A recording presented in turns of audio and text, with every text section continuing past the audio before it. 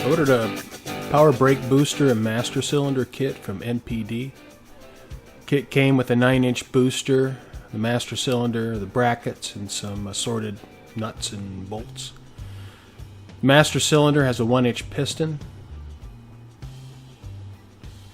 I took the old proportioning valve and bracket from the original brakes and decided to reuse them. Obviously they're pretty grungy. I threw the bracket and the bolts and the lines in some purple cleaner and then cleaned the proportioning valve by hand. There, it's all cleaned up. I think they were natural metal from the factory, so it's not surprising it's pretty rusty. Taped off the electric switch, plugged the holes with some paper towels, and get ready to paint it. There, I painted the master cylinder and the proportioning valve with cast blast. It looks like natural metal and will keep it from rusting. Master cylinder's for a manual brake car, so we got to make some changes here to make it work with a power brake booster.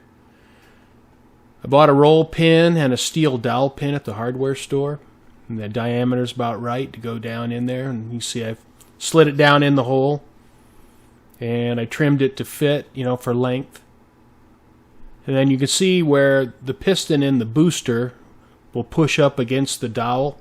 That'll move the piston in the master cylinder. There, I got the bracket bolted back on. Doesn't look too bad. Got the proportioning valve bolted up. And I got the brake lines from the master cylinder to the proportioning valve. I cleaned them up as best I could, and then I just sprayed them with some stainless steel paint to make them look good. Put a new flex line on the left side. Put the bracket back in from the brake lines and got the brake lines bolted up. There, the master cylinder's bolted in place. And the power brake booster. Another view. The gold iridite booster looks pretty darn good. And you see I have some clearance with the valve cover now where the factory booster was hitting the valve cover. I took the brake rod from the original power brake booster and I cut it off. And then I got up underneath the car and marked it with a Sharpie and cut it off again. And then I cut 3/8 by 24 threads on it. And then I used a coupler there and mated it up to the back of the booster. And I used a vacuum pump to bleed the brakes. And that's what clean .3 brake fluid looks like. And on the rear, you can see I got about 20 inches of mercury on the vacuum pump.